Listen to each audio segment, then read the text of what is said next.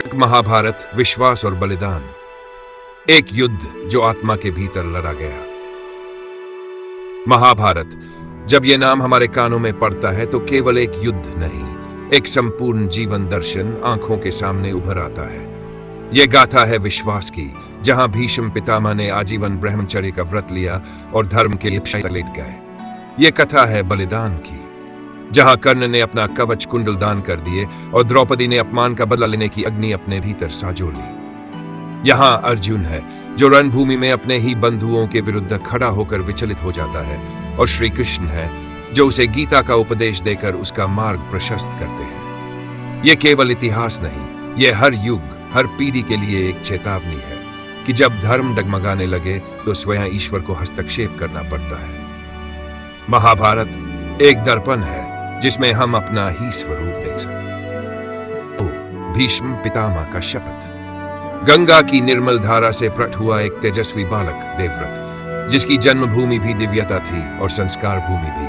हस्तिनापुर की गद्दी का स्वाभाविक उत्तराधिकारी, वीरता, विद्या और विनम्रता, तीनों का संगम। लेकिन यह कहानी ताज पाने वाले राजा की नहीं, बल्कि ताज ठुकराने वाले त्यागी की है। जब राजा शंतनु को मिला जीवन का दूसरा प्रेम, मत्स्यगंधा सत्यवती, तो प्रेम और पुत्र के बीच खड़ी हो गई एक शर्त। सत्यवती के पिता ने कहा, सिंहासन मेरा नाती ही पाएगा, और शंतनु मौन हो गए, विवश हो गए। पर देवव्रत ने सब लिया था। उसने देखा कैसे एक पिता अपने प्रेम और धर्म के बीच टूट रहा था। अब देव पहुंचा सभा में, केवल पुत्र नहीं धर्मात्मा बनकर। उसने घोषणा की, मैं हस्तिनापुर के सिंहासन का त्याग करता हूं। सभा मौन हो गई, पर यह तो केवल आरंभ था। देवव्रत ने आगे कहा, मैं आजीवन ब्रह्मचारी रहूंगा, कभी विवाह नहीं करूंगा, न संतान न उत्तराधिकारी। अब कोई संशय न रहे, सत्यवती का पुत्र ही इस राज्य का भविष्य होगा। यह थी भीष्म प्रतिज्ञा। एक ऐसी शब्द एक पुत्र को भीष्म बना दिया। आकाश गूंजा, देवताओं ने पुष्प वर्षा की और ब्रह्मलोक से स्वयं वाणी आई, यह पुरुष आज से भीष्म कहलाएगा। क्या कोई कल्पना कर सकता है इतना कठिन त्याग, इतनी महान निष्ठा? एक पुत्र जो पिता की प्रसन्नता के लिए अपना संपूर्ण भविष्य त्याग देता है। ना विवाह, ना प्रेम, ना संतति, बस सेवा, बस धर्म। उसके चेहरे पर कोई पश्चाताप नहीं, केवल स्थिरता, केवल संकल्प। वो चेहरा नहीं हिला, ना एक पल को, क्योंकि भीष्म जानते थे कर्तव्य ही धर्म है और धर्म से बड़ा कोई संबंध नहीं। यही थी वो प्रतिज्ञा जिसने एक राजकुमार को युगों तक अमर बना दिया। भीष्म त्याग, कौरवों और पांडवों का संघर्ष। महाभारत का यह संघर्ष केवल दो परिवारों का नहीं था, यह संघर्ष था दो अलग अलग दृष्टिकोणों का, दो अलग अलग मान्यताओं का। कौरव और पांडव दो पक्ष, लेकिन दोनों के दिलों में विजय का सपना था, और वह विजय किसी न किसी रूप में उन्हें चाहिए थी। लेकिन यह क्या विजय थी जो शांति की नहीं, रक्त की बूंदों से सजी थी? कौरवों की नजरों में विजय का मतलब था सिंहासन का अधिकार, वहीं पांडवों के लिए यह एक धर्म युद्ध था। कौरवों के दिलों में गहरी शत्रुता और द्वेष था जो वर्षों से पोषित हो रहा था, जबकि पांडवों का मन सत्य के प्रति निष्ठा से भरा हुआ था। यह केवल सत्ता का संघर्ष नहीं था, यह था असत्य और सत्य के बीच का द्वंद्व। दुर्योधन, वह जो कभी पांडवों के साथ था, वह जो राजा शंतनु के पुत्रों के साथ खेला था, अब उनके खिलाफ खड़ा था। वह जो कभी अपने भाइयों के साथ मिलकर राज्य का आनंद लेता था, अब अपने मन में घृणा और द्वेष लिए उनसे युद्ध करने के लिए तत्पर था। उसके मन में केवल एक बात थी, मुझे मेरा अधिकार चाहिए। कर्ण, वह वीर, वह दानवीर जो हमेशा अपने धर्म का पालन करने वाला था, लेकिन जन्म से लेकर मृत्यु तक सदैव अपमानित होता रहा। कर्ण के दिल में पांडवों के लिए कोई द्वेष नहीं था, लेकिन वह अपनी कर्तव्य निष्ठा और मित्रता के प्रति वचनबद्ध था। उसने कभी अपनी वीरता और साहस को नहीं छोड़ा, लेकिन यह उसके जीवन का सबसे दुखद सच था। वह कभी भी पांडवों का साथी नहीं बन सका, और यही कारण था कि उसे अंत में कौरवों की ओर मुड़ना पड़ा। अर्जुन, जो कभी द्रुपद के राजकुमार थे, जो गुरु द्रोणाचार्य के प्रिय शिष्य थे, जिसे भगवान श्री कृष्ण का सखा और सच्चा योद्धा माना जाता था, लेकिन वह भी इस संघर्ष से बाहर नहीं था। उसकी आंखों में युद्ध का क्रोध था, लेकिन दिल में धर्म की आस्था भी थी। उसकी निष्ठा केवल युद्ध तक नहीं, बल्कि धर्म और सत्य के पालन तक थी। क्या कभी विजय सच्चाई का परिचायक हो सकती है? क्या यह केवल वह युद्ध था जिसे पांडवों ने अपने धर्म के लिए लड़ा?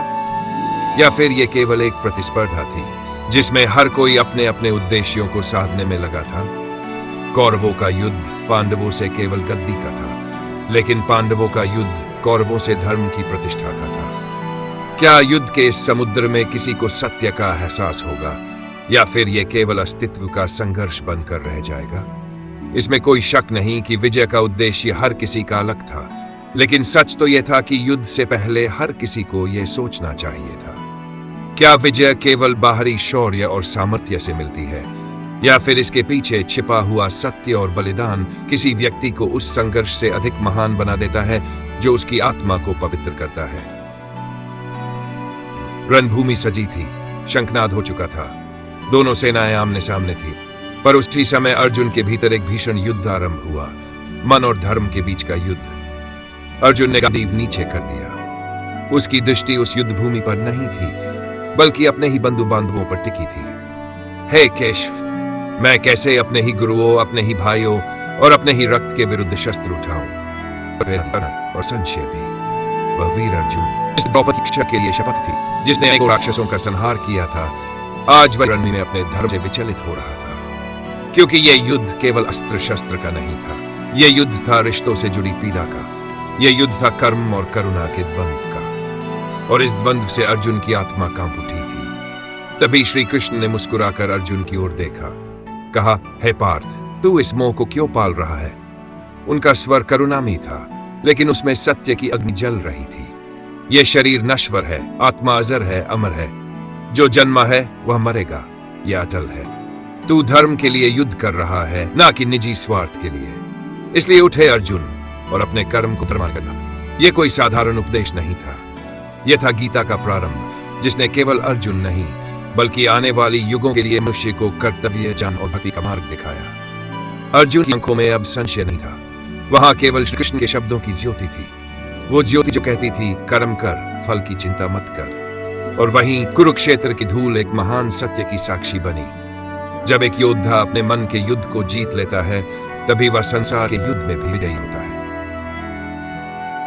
द्रौपदी का चिराग, वो सभा जहां न्याय होना चाहिए था, वहीं धर्म की आंखों पर पट्टी बांध दी गई। कौरवों की सत्ता की प्यास ने और पांडवों की मौन विवशता ने एक स्त्री को न्याय की याचक बना दिया। द्रौपदी, जिसे पांचाल की राजकुमारी, धर्मपत्नी और पतिव्रता कहा गया, उसे जुए में दांव पर रख दिया गया, जैसे वह कोई वस्तु हो। वो पूछती रही, हे धर्मराज, क्या आपने मुझे पहले हारा या स्वयं को?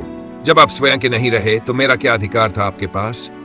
सभा मौन रही, भीष्म जैसे धर्मज भी मौन रहे, गुरु द्रोण और कृपाचार्य की आंखें झुकी रहीं, कर्ण और दुशासन हंसते रहे, और फिर दुशासन ने उसका केश पकड़कर खींचा। हस्तिनापुर की राज्यसभा में एक नारी को घसीटा गया। यह कोई साधारण स्त्री नहीं थी, यह वही द्रौपदी थी जिसके कारण महायुद्ध की ज्वाला भड़की। उसने विनती नहीं की, उसने शरण ली, परंतु किसी पुरुष की नहीं, केवल श्री कृष्ण की। उसने पुकारा, हे कृष्ण, मेरी लाज की रक्षा करो। और तब परमात्मा ने भक्त की रक्षा की। दुशासन खींचता गया, वस्त्र बढ़ता गया, पर वस्त्र की सीमा समाप्त न हुई। यह दृश्य केवल चमत्कार नहीं था, यह चेतावनी था कि जब कोई नारी अपनी मर्यादा के लिए परमात्मा को पुकारती है, तो स्वयं ईश्वर को धरती पर उतरना पड़ता है। द्रौपदी के आंसू उस दिन केवल अपमान के नहीं थे, वे प्रतिशोध की चिंगारी थे।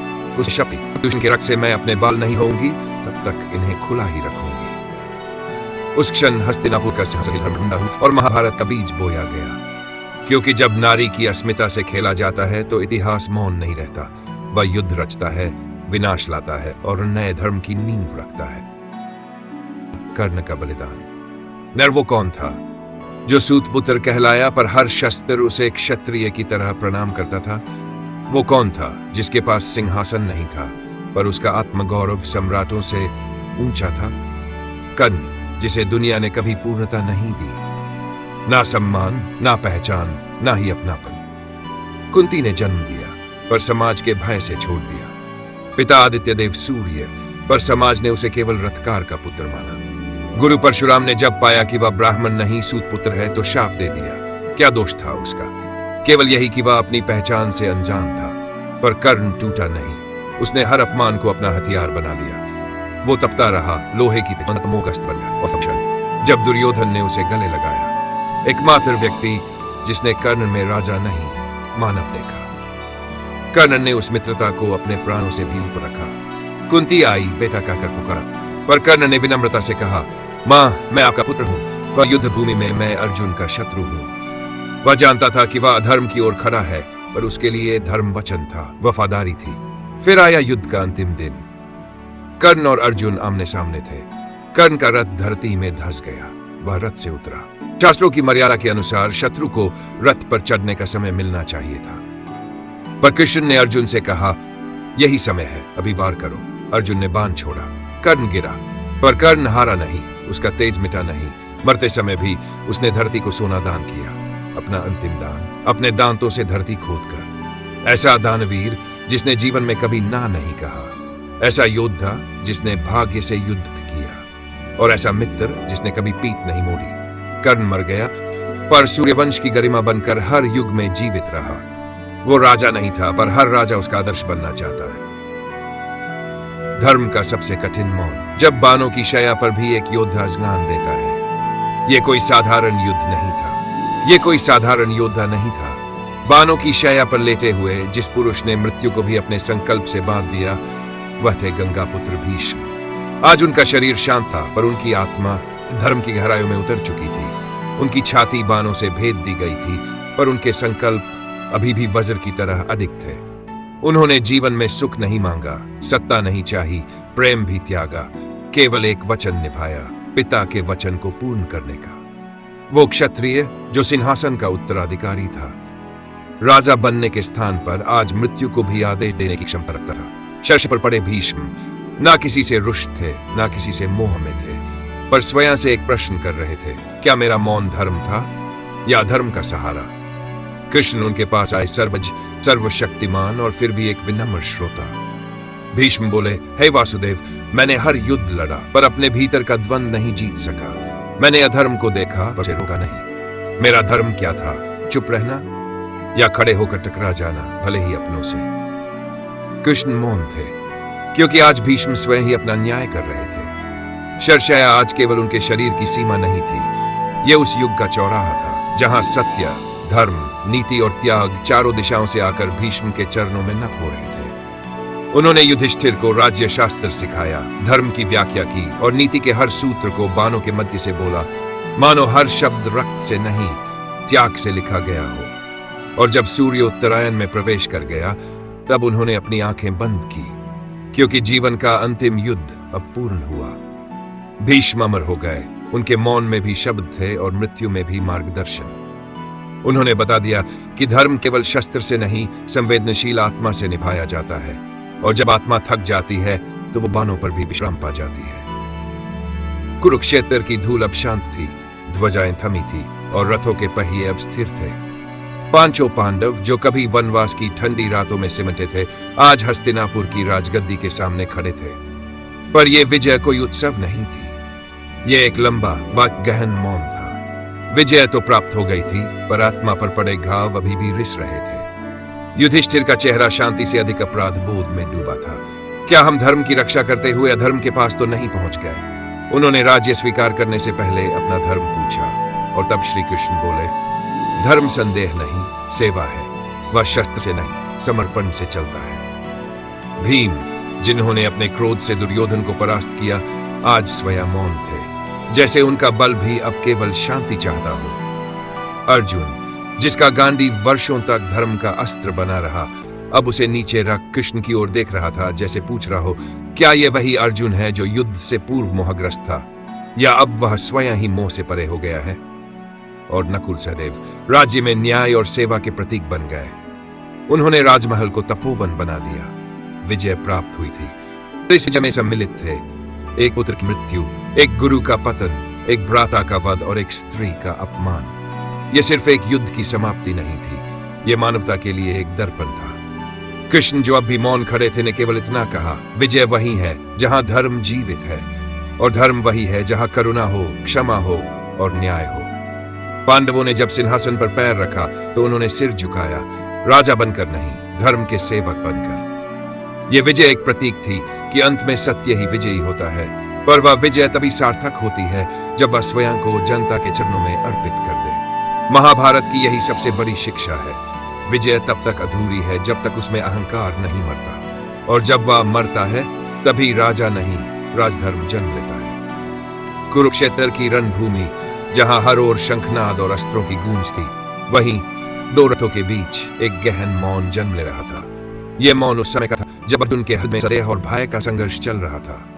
अर्जुन महान योद्धा, अपने धर्म के प्रति वचनबद्ध, लेकिन अब भी वह उस युद्ध के सही होने या न होने को लेकर भ्रमित था, क्योंकि वह जानता था कि इस युद्ध में केवल उसके ही नहीं बल्कि परिवार के, मित्रों के, गुरु के हर रिश्ते की परिणति तय होनी थी। उसके मन में उठ रहा सवाल था, क्या हमें अपनों के खिलाफ युद्ध करना चाहिए? क्या जो हम कर रहे हैं वह सही है? क्या हम धर्म के पथ पर हैं या अपनी इच्छाओं का पालन कर रहे हैं? यहीं पर रथ के सारथी श्री कृष्ण ने उसे मार्गदर्शन देना शुरू किया। उनका ज्ञान केवल अर्जुन की समस्त मानवता के लिए था। कृष्ण ने कहा, अर्जुन, ये युद्ध तुम्हारा नहीं, ये धर्म की रक्षा का युद्ध है।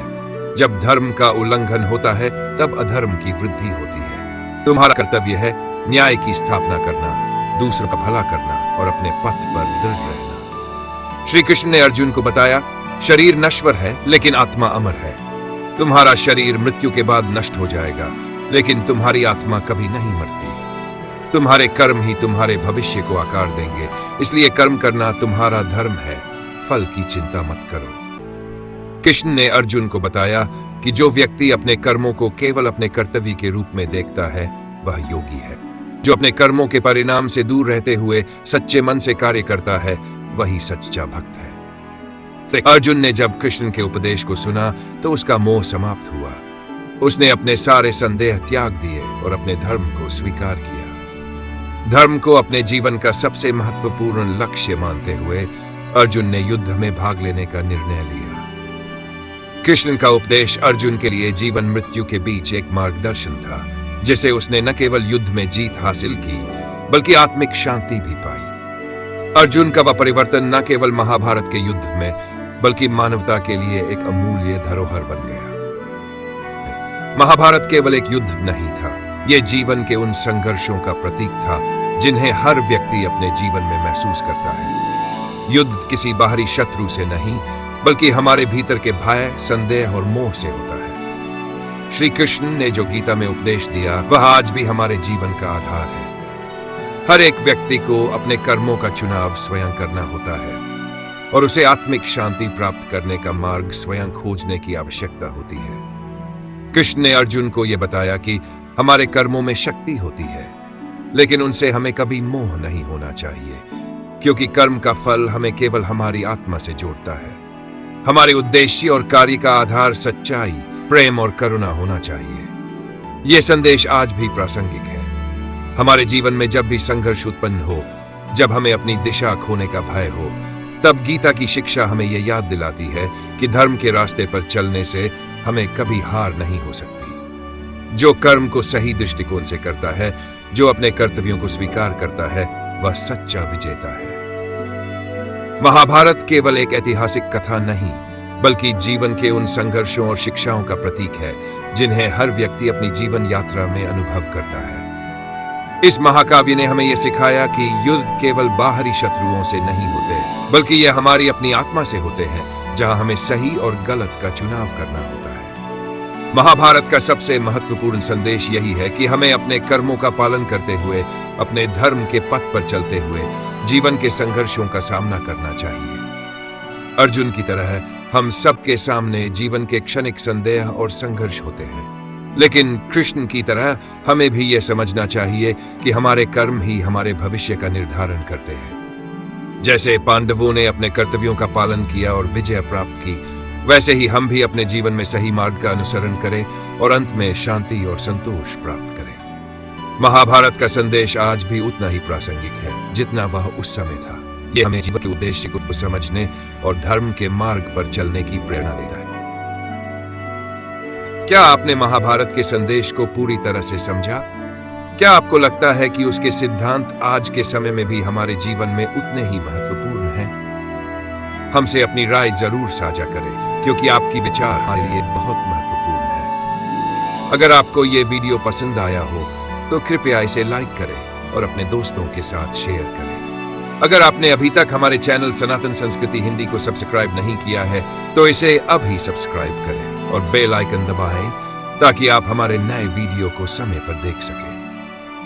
हमारे चैनल पर जुड़े और इस यात्रा को जारी रखें ताकि हम साथ मिलकर सनातन संस्कृति की गहरी और ज्ञानवर्धक यात्रा पर आगे बढ़ सकें।